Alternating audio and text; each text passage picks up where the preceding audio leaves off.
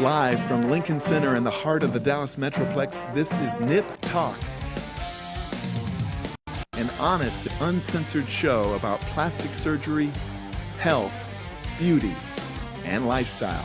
With your host, plastic surgeon Dr. Bruce Hermann, and your co-host, actress, syndicated radio host, and social media influencer Jasmine Sadry. Now it's time to discuss the good, the bad, and the ugly of the topics everyone is talking about. It's time for Nip Talk.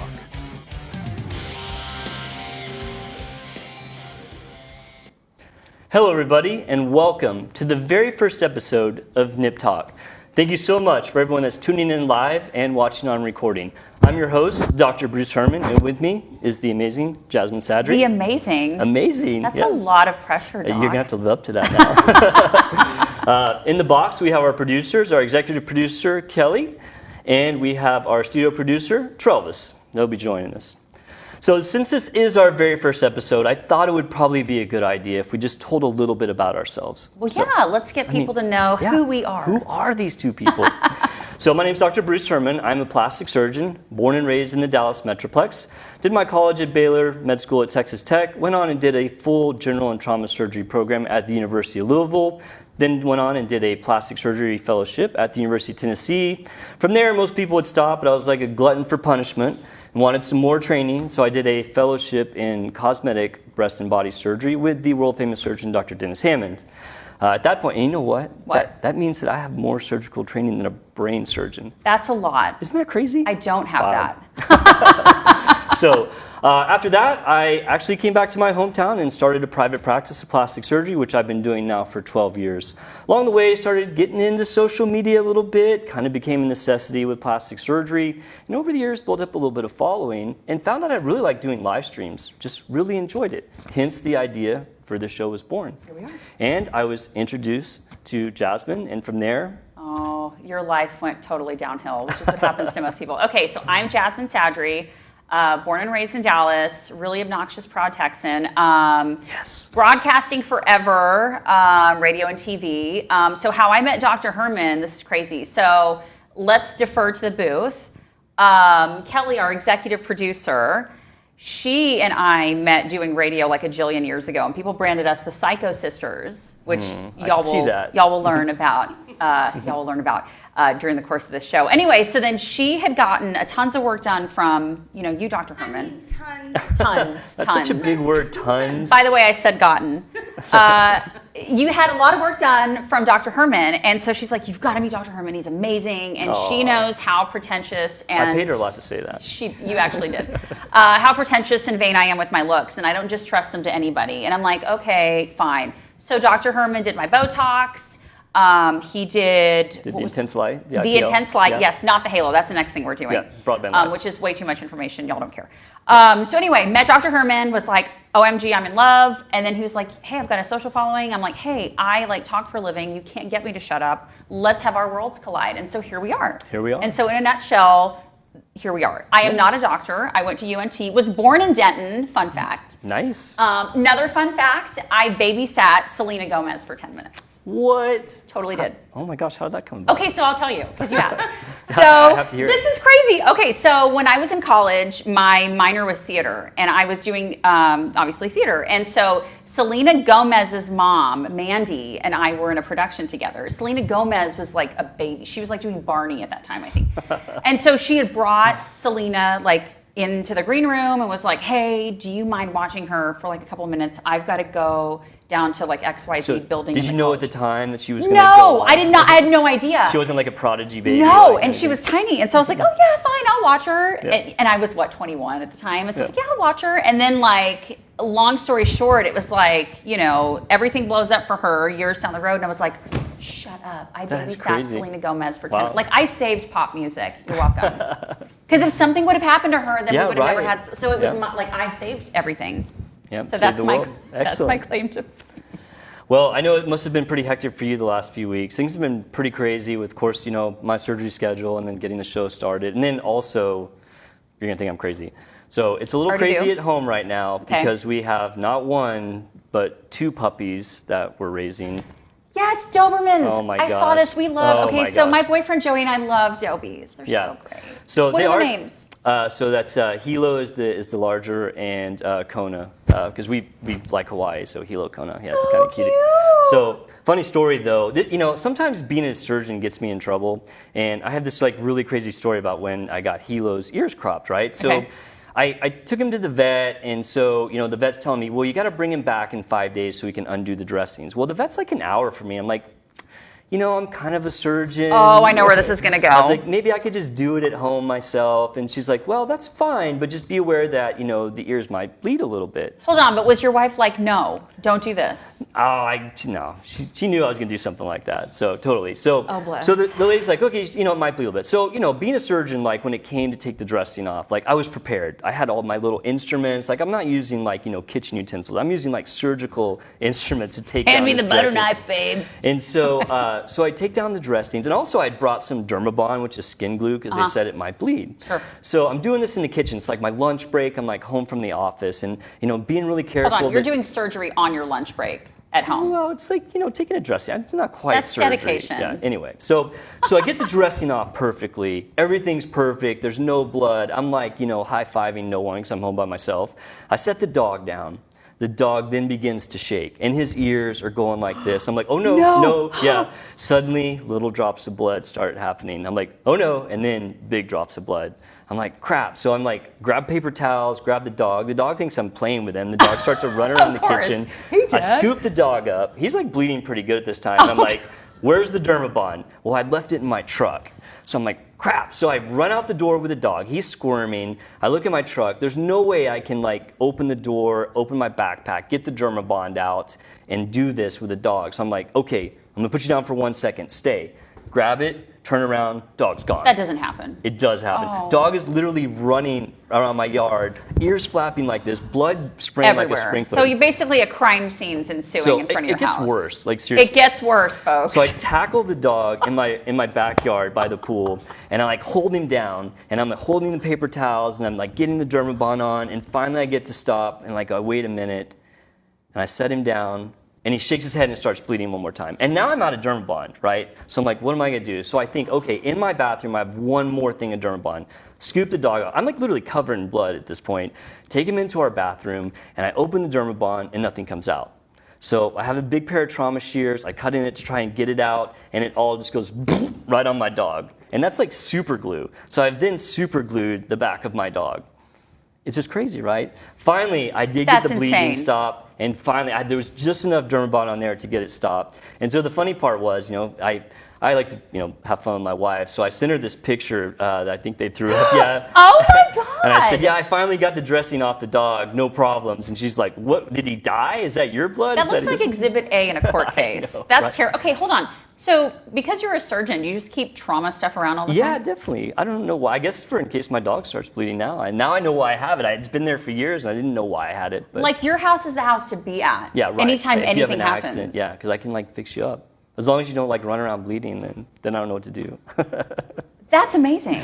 Yeah, it was pretty. Everyone needs a Dr. Hermann. So of course I had to go and tell the vet that story, and they thought it was so funny because like the dog ended up having like bald patches on him because of having to peel the super glue off of him. And he's fine. Oh my God. Yeah. You don't have to call like the SPCA or anything. I hope not. Or like PETA. But PETA, it's been please pretty don't watch crazy. this.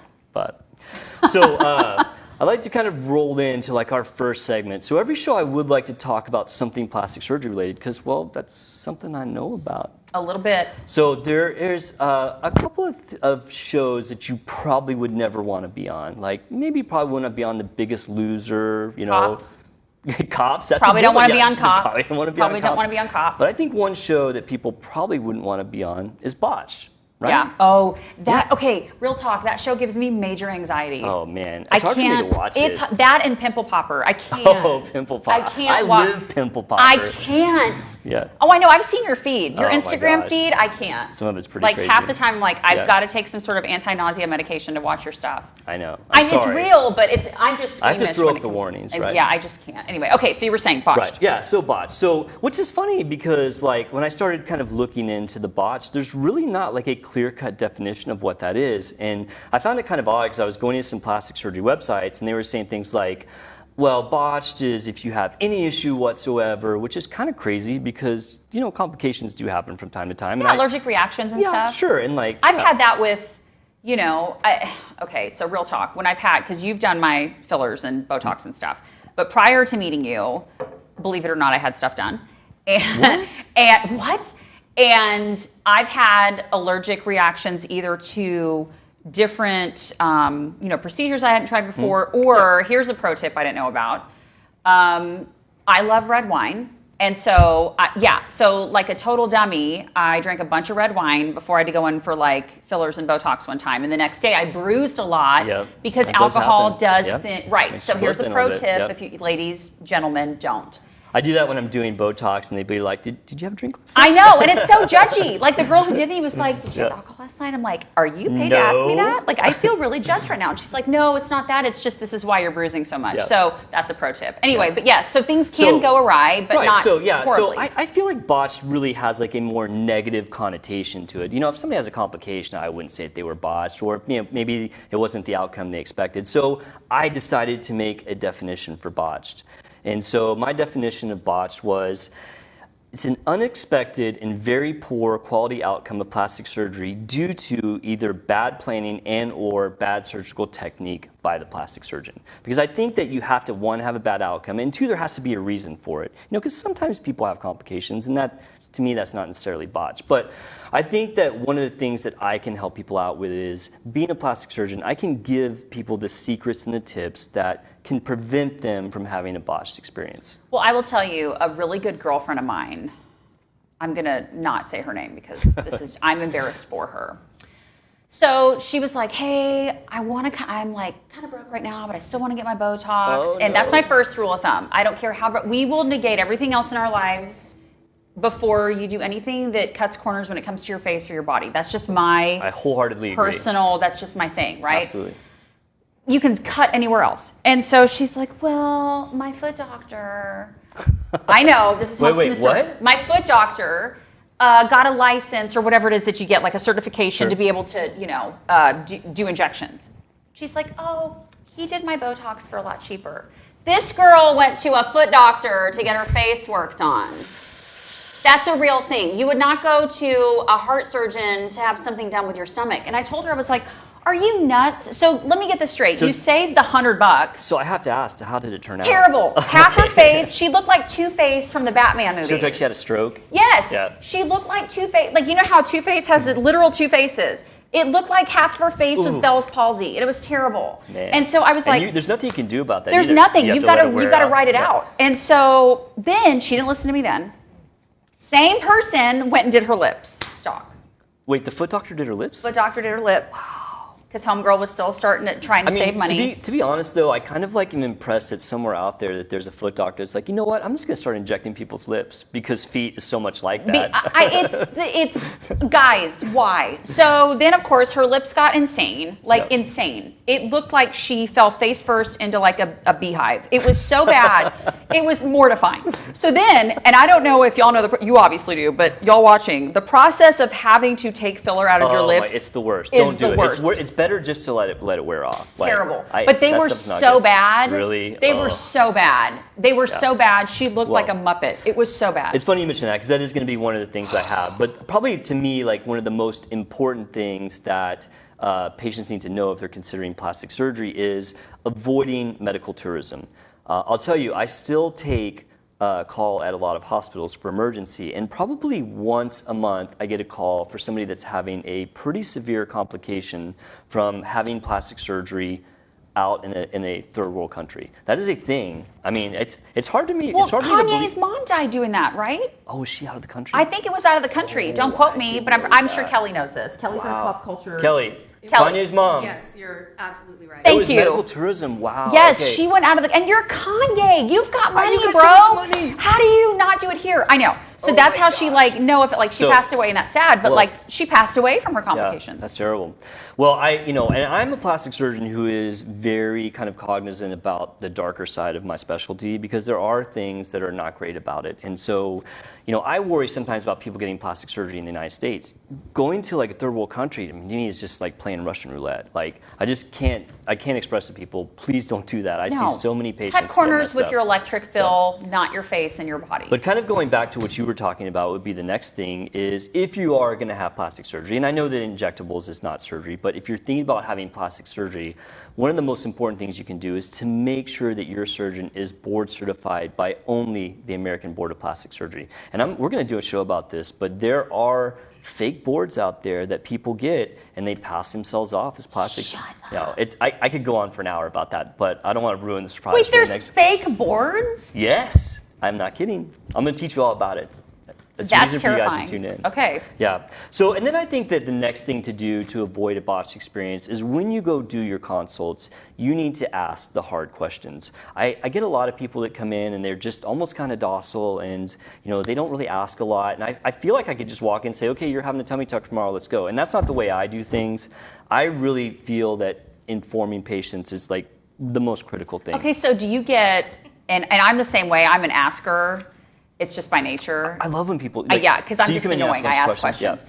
But then, and I feel like people who are in that consultation chair are like, well, then is the expert going to feel like I'm discrediting he or her by, I think that there are some doctors that probably would think like that, but that should be like a warning sign. like it's probably, aren't you more excited like, oh, this candidate's asking questions? Dude, I love that because then that means they've at least put some research into it, and they're, in my opinion, they're more likely going to have an outcome that they expect and they're happy with. Right. You know, and I'm sure there's a lot of people who don't do any research. They have plastic surgery and it goes fine, but they feel like, oh, he's the expert. What Yeah. like I trust him, right? But no, I love when people ask questions. And in fact, like if somebody can ask a question, I'm like, wow, I'll even think that's a great question. You did your research. Oh, so you don't, okay, so you said that about me. So I feel like you say that to everybody. That wasn't. I did so say I really, that? Yeah, you did. Oh my gosh. Well, see, that's great.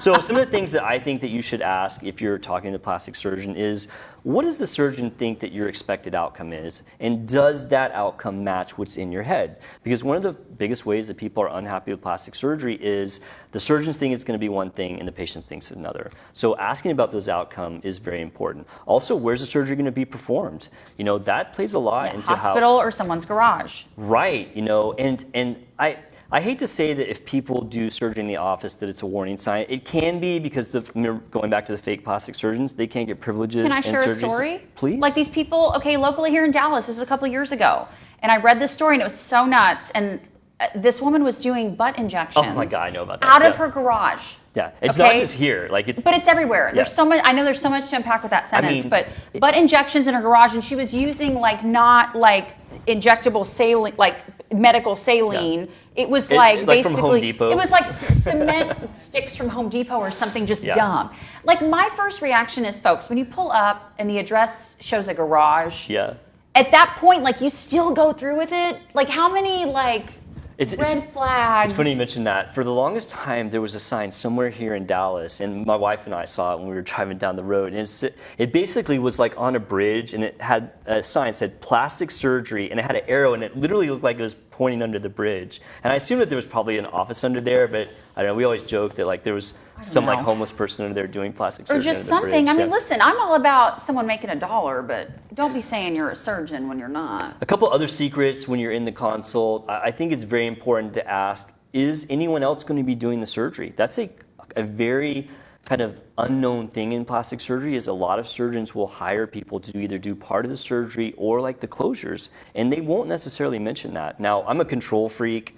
Like when I'm, big time. Like when I'm like in surgery, like I don't even let them cut my suture. Like people laugh because I'm known for doing that. Like usually like most surgeons, if you tie a knot, you let the scrub cut the suture for you. But like I'd like to do it myself because I want it to be perfect. If it's too long, no offense, I'd rather you be a control freak than go, nah, it's fine. It's good. Like just roll with it. Yeah. Other things, asking the surgeon how many of those surgeries they've done. Plastic surgery is very broad, and so like for me, I focus in breast and body, and so when people come in and say, oh yeah, I've done thousands of these, but if somebody comes in and was asking for rhinoplasty, which I just really won't even take consults for anymore, I'd say yeah, I've done like 1 or 2, so really you don't want me doing that. But there are surgeons out there who maybe they're not busy and they would be willing to like give it a whirl. So I think asking the surgeon how many of those particular surgeries they've done Okay, is so important. question for you, and maybe this Please. might be kind of going Yeah, bring it. off script here, but bringing that up. So when Yeah. you're like, okay, so like when you go to like plastic surgery school or whatever, college, university, right? Not school. It's not Fellowship. some like school off the Fellowship or highway. residency, Right, yeah, go exactly. ahead. Yeah. So are you taught are you specializing in necessarily like, okay, for example, if you're like, okay, I'm just going to do breast or something else versus like how is it that some plastic surgeons are like, oh, we only do rhinoplasty, we don't do that. So how are you taught everything? Yeah. So basically, to graduate from that program, you do have to get a certain number of cases in like each category, and so you have to get a certain number of breast cases, abdomen cases, facial cases. So some people go to programs where they're really heavy one thing or the other, and they just feel more comfortable with that. And they may go out and say, oh, well, I'm going to be a facial specialist because at my program we did, 2,000 face cases and we did just the bare minimum of everything else. So that's one way. But the other way is people do what I did, which is after plastic surgery, they'll go and do a fellowship. So is there like a procedure that you favor? Like what's like your favorite to do? I like the breast probably is my favorite. It's very artistic. Yeah. So that's probably my favorite stuff. Thank you. Yeah. Thank you for fixing this. So a couple other things, checking their befores and afters is very important. You can usually find somebody that looks like yourself and see what the outcome would be. Also, checking reviews is huge. I think Google reviews is probably one of the best ways to check and see, how good a surgeon is. Be wary if they have like 2 reviews or if they have something that's really low. Yeah. And then lastly, I think not doing too many surgeries at once is a good way to avoid a botched experience. Your surgeon should stop you from doing that, but some surgeons want to, get a lot of money. So like, yeah, we can do facelift, tummy tuck, breast, arm lift all at once, which is just a bad idea. So what's the longest? Okay, I have to pause you here. So Yeah, what's sure. what's the longest surgery day you've ever had? Like, is it okay to do multiple It procedures is. back to back? I limit stuff to 2. Now, since I do everything myself, like if I do a full mommy makeover, you're talking like 7 hours of surgery. Yeah. How do you, But okay, that's fine. Anesthesia's safe. That's like fine. Really, it's more about doing multiple procedures, like not the time of anesthesia, but the number of procedures at once is a little bit more dangerous. how do you prepare for that? I mean, I was trained to do that stuff. Yeah. That freaks me out. Like I would have major anxiety the night before of a surgery. Yeah. Like what if I'm not gonna have a drink? Yeah. I'm not gonna stay up too late. Like I'm just Like your job, it becomes routine, truly. I mean, sometimes you do hard stuff in your practice. But anyway, those are some of the things that you can do to avoid a botched experience. Also, I do encourage people to get multiple consults. I like it when people do that. Yeah. So. Well, because then they do their homework. Yeah. And then they know to go with the best. So, speaking of botched experiences, I know that you do like celebrity plastic surgery stories, do. right? Yes. So Kelly and we are the pop culture aficionados, and we love to camp out on pop culture sites and see people's and not in a mean way, but just a why. See what's out there. But y'all have so much money. Y'all can go to the best of the best, right? The celebrities, yeah. Yes. And when we do that, do we want to bring up the specific one we found now? Yeah, let's see. Okay, it. I know that you guys have one you want to show. Okay, and I know this is going to kill you, Dr. Hermann, because you're Yeah. such a fan of hers, but Courteney Cox. Oh, I love Courteney Cox. Okay, this was her own quote. Oh my gosh. Oh wait, She no, stop. said- Hold on. Can I okay. interject one thing? Please. Courteney Cox or Jennifer Aniston? Oh, Jennifer Aniston. I'm sorry. What? I just lost my job as your co-host. I Oh know my- by saying that, but Jennifer Aniston all Kelly, day. Okay, Kelly. Travis, weigh in. Courteney Jennifer Co- Aniston. Thank you. What? I have to go with Jennifer as Oh. well. Thank my you. God. We all got fired, y'all. It's been nice. Oh my It's been god. great I'm to the yeah. only one that's a Courteney Cox fan. Well, Oh, she's my- that pretty, hurts. but Jennifer's hotter. Well, you know that Jennifer Aniston was 5 years younger than Courteney Cox when they started Friends. Jennifer Aniston was 25. Courteney Cox was 30. I love that he knows everything. Let's school you Dude, on that's Courteney like Cox. that's facts. my thing. Friends, that's my generation. Friends is mine too, but Jennifer Oh, that's Aniston true, yeah. for me was all of it. I loved her comedic timing. I loved her hair. I She just had a feel lot like going on. people just are infatuated with her, and I don't even understand. I mean, I know she's a great actress. She's very Right. pretty. But it's almost like everyone's like, oh, Jennifer Aniston is just the greatest thing She's since sliced bread. amazing. I love her. She's And I think good. we all, She's just not as good as Courteney listen, Cox. we all felt that quote whenever, and Kelly, you can correct me on this. What magazine interview was it when she said that Brad Pitt had a sensitivity chip missing?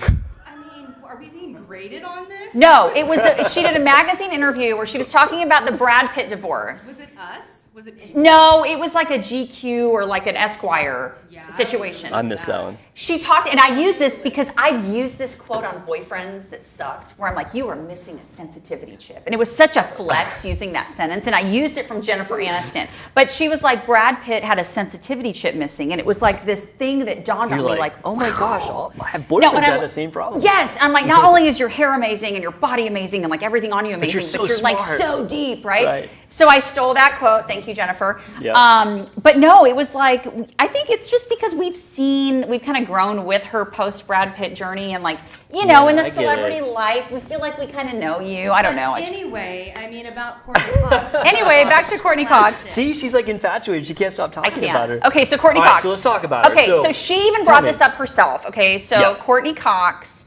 was like, yeah, my face is starting to look a little weird with the fillers. And so if we can pop up the picture, that's the after. We all know what the before. Okay, let's pop up the before. Okay, so my problem with Before that and before after. is that before has to be 10 years earlier than that after. No, so that's not. That's not 10 years. I promise you, it's not. 5 years? You're trying to, I'm Doc, sticking take up your for it. rose-colored Okay. glasses off. So- She's even said she's starting to look all right, strange. so let me tell you, I did some research on this because when I heard the Courteney What a Cox, hard assignment to do research on Courteney Cox pictures? Yes, please. So basically, I did some research and I found out what happened. So she went, as people do when they get a little bit older, she had some Botox done, she had a little bit of filler done, okay? Liked the results, and then one of her friends said, oh, you have to go to my doctor. He can do these other things that will make you look even better. And she's like, okay, sure, that sounds like a good idea. Went to another doctor. Well, that doctor's like, well, you need a little bit more filler. And apparently this happened 2 or 3 times, like in a short time frame. And what ended up happening is she was what I like to call stacking filler, which I'm not a huge fan of that. So if somebody comes in and they say, I've got some filler in and it's been in X amount of months and I want to get more, I'm like, well, really, I think what you should probably do is let that wear off and then start fresh. And so she stacked all this filler on top of itself and ended up maybe getting an overdone result. And because you're not letting stuff sit, right, or dissolve. Well, I think that's probably the best thing to do when you get the filler. Well, there's a couple of bad reasons to stack filler. One, it wears off in phases, which means that you kind of get this kind of step off like result of after effects. It's better to get it, have it, and then when it wears off, just start fresh. But like get some. Like putting more on top of it right after you get it is just not a good thing in my opinion. I think that it can end up getting away from you, and especially if you go from surgeon to surgeon. I think if she'd have stayed with one doctor who said, "Well, you're starting to look a little bit overdone," because I mean, in my opinion, the best fillers, the best plastic surgery is the plastic surgery no one knows you've ever had. Thank you. Right, and so when you. I look at her, I can see why she probably was unhappy with that. I mean, she obviously looks like she's had. She does not look like herself. So, and let's look at it. Throw that back. True. I've been a patient. I have been a patient of yours, and I have come in, and you're like, "When's the last time I did filler on you?" See? And I'm like, "Well, it was," and you're like, "It's been too soon. I don't want to. You know, it's gonna fade. It's gonna fade, and then this is gonna be on top of it, so you're gonna have less of them." Just kind of digging into what she had done just briefly, it looks like that she had cheek filler, and that's why she's got those just really. What is that? And I feel like so many women do this when they get older. So it is a good thing, and I actually love that product, but I love it in moderate amounts. And I think she got maybe just one extra syringe in the cheek than she needed. Okay, and then it made her almost look just too artificial. Yes, and I feel like, and you know this because you know how skin ages and stuff. Like the older we get, we lose like collagen and elasticity. So our skin starts to get thinner and frail, right? And so when these women get these chipmunk fillers up here, and then then you look like a weirdo. The reason that people do that is as we age into our 40s or 50s, as she was, the mid-face starts to fall, and that gives you those creases in your nasolabial folds. Well, you can put filler here to fix them, which I think she did, but then she also went on top and put filler up here to plump up those cheeks. Now, I think when that's done right, it can look amazing. I have patients out there running around who have it in that you would have no idea. You're just like, oh, they look good. And that, I think, is the secret to it, is you find a person who's going to treat you right, who's not going to let you go overboard. I mean, it's a hard thing to do because you basically have a customer saying, I want to pay you this money to do this procedure, and you're like, no, I think it's probably not the right thing. But your name's also on. I think that's true as well. Mortifies me is like you'll see, and I'm not we'll name some as we go along every episode, but like some of these celebrities where I'm like, shame on you. How is a surgeon going, yep, proud of that work. Yeah. Please tell people that I did your stuff. Yeah. You know what I mean? Yeah. All right, so one other thing that I do like to talk about, and I think that you are actually familiar with this product, is things that you can do at home to maybe help with your aesthetics. So are you familiar with this product? The Jade Roller. This thing is I don't even know how to use this. Okay, so from what I've learned, listen, I'm a cynic. Look at this thing. I'm a cynic when it comes to these things. Okay, so from what I've learned or read, that it depends on the kind of stone. So some are rose and some are like emerald, whatever it is, right?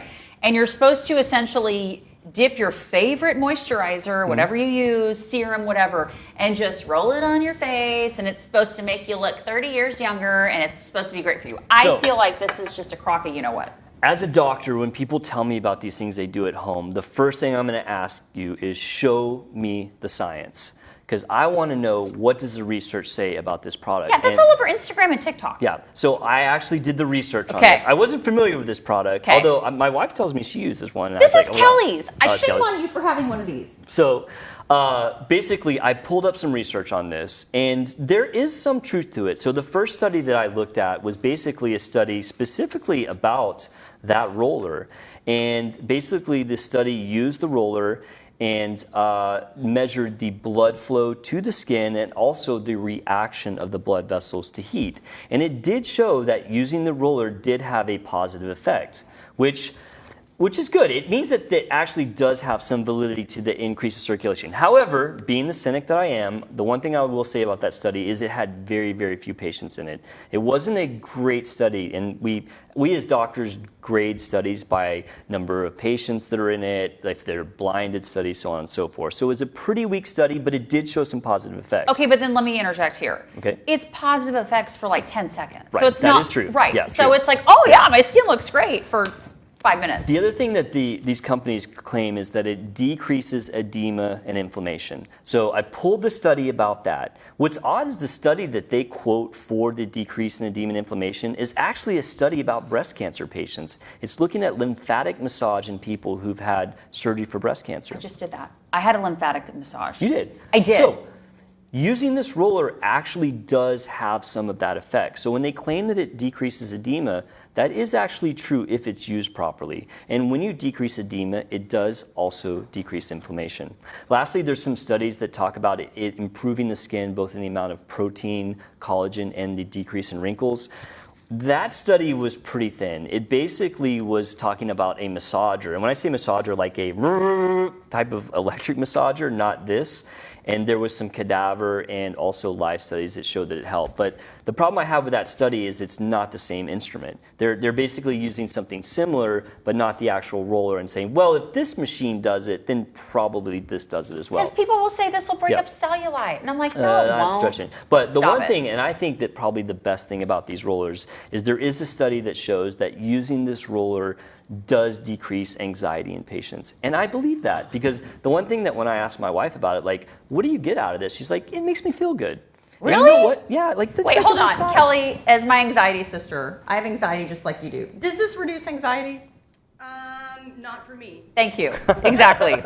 Well, there actually is a study that shows that it decreases anxiety in some people. Now, maybe if you're like really, really anxious, I'm not enough. sold on it, Doc. Yeah. I feel like it's a fad. I feel like But everything do you use else. it? No, I refuse to. I thought you used it. No, Kelly does. This is Kelly Kelly's. uses I'm it. indicting her. This is Kelly's. Shame on her. Oh, No, because I'll see this stuff. Look, we're all on Instagram and TikTok, Yeah. and I'm obsessed with beauty fads and whatnot. Yeah. Some I'll be like, yeah, like lymphatic one. I Right. actually found on Instagram. I was like, let's use it. My boyfriend Joey and I went and got it. It was awesome. But that I'm not, because it promises all these things. Like, oh, It does promise a lot. you'll and have no cellulite and you'll be rich. Like, stop it. the studies are pretty weak, but I do think that the biggest thing about it is it does make people feel better. So anyway, I think if you want to use it, but I think you should not expect that it's going to, make you look Like, 10 it's not years going to, younger. what No. I love, and I'm sure you love this too, where they're like, oh, forget Botox. Here's an Yeah, alternative. right, Nothing's yeah. an alternative to Botox, folks. Dude, It's Botox just should not. be in the water. We'll talk about that Yes. at some point. So, as part of our show, we do want to field any questions that we may have. And I think Kelly and Travis were potentially fielding some questions. Did we get any questions for this show? We actually do. What? She said, actually. I figured at some point, after we've done some shows, we probably would never be able to answer them all. But I was wondering if we would get any. Okay, so Jennifer in Frisco wants to know, Do you think celebrities are more or less likely to get bad plastic surgery versus the average person? More or less to get bad plastic surgery. You know, what I would say about that is I do think that as celebrities, they're under the microscope all the time. I think there's a lot of people out there that get results that, you know, may not be awesome. And this goes back to, like, you know, me kind of realizing that there's not always the greatest plastic surgery out there. I think with celebrities, if they get it, everyone sees it. So I'm not sure if they get it more often than the average person, but I do feel like if they do get it, you see it. Of course, the other thing I'd say about celebrities is given that they have to have this image, they may go overboard. You know, I can imagine a celebrity coming into me and I'm like, look, you probably really don't want to have this procedure because maybe the outcome's not going to be that great. And they're like, no, I really need this to get, you know, my next gig or whatever. So, but I feel like everybody's like all these girls over the last like 5-10 years, everyone's starting to look like an alien. Like all these girls have the same look, the same, like, it's like the Kardashian effect. Everybody's starting to look like them. What is up with that?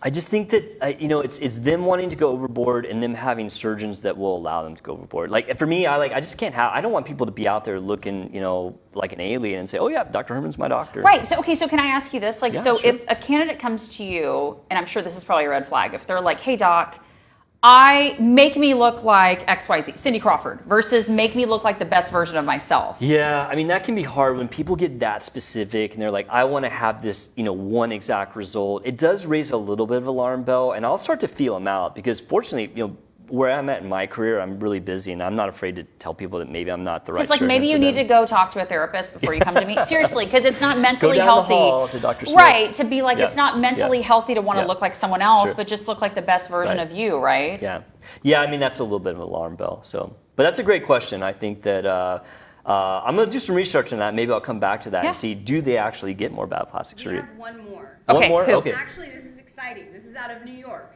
Oh! Really? Yeah. New York City? Yeah, Stacy wants Oh. to know. Stacy in New York. Hi, Stacy. Hi, Stacey. Dr. Hermann think he has ever botched a patient? Oh, the botched?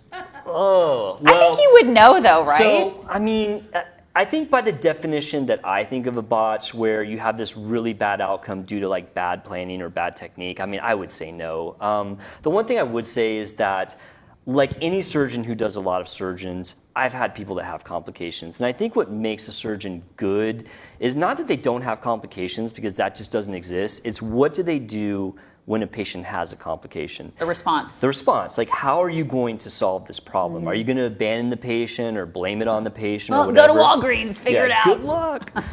So, I mean, in the classic sense of like, you know, botched as I see it, no. I mean, to me, my work is art, and, you know, I love my art, and, you know, I go the extra mile for them and, you know, plan things out to make sure that they don't get that experience. I've had complications. Sure, it happens to any good surgeon, but to say botched, no. I think doesn't botch just generally mean like they messed it up and they're like, don't care, we shut the shop on the. Well, that's what I was saying. Like, there's no like true definition of botch. That's why I made the definition of botch. That's going to be the definition of botch from now on.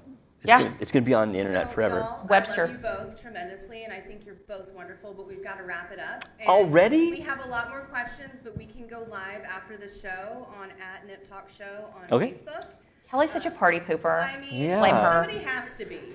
Travis, are we really out of time, Travis? I need to get a second We're actually opinion. overtime. to We're be truthful. overtime? Yeah. It was a So great conversation, though. So. yeah, All I'm the right. bad mom. We paid Travis to say that. Well, for all you people who tuned in, both live and on the recording, thank you so much again. Yes, We thank really you. appreciate it. We have more shows coming up. We'll be live again next week. Yep. And if you guys want to submit questions to any of our social media, maybe we'll talk about those topics next time. Thanks All for right. joining us. Thanks We'll so see y'all much. next time. Take care. Next Friday at 3 p.m. Central Standard Time. That's right. Join Nip Talk with Dr. Hermann and Jasmine Sadry. Thank you. All right. Have a good one.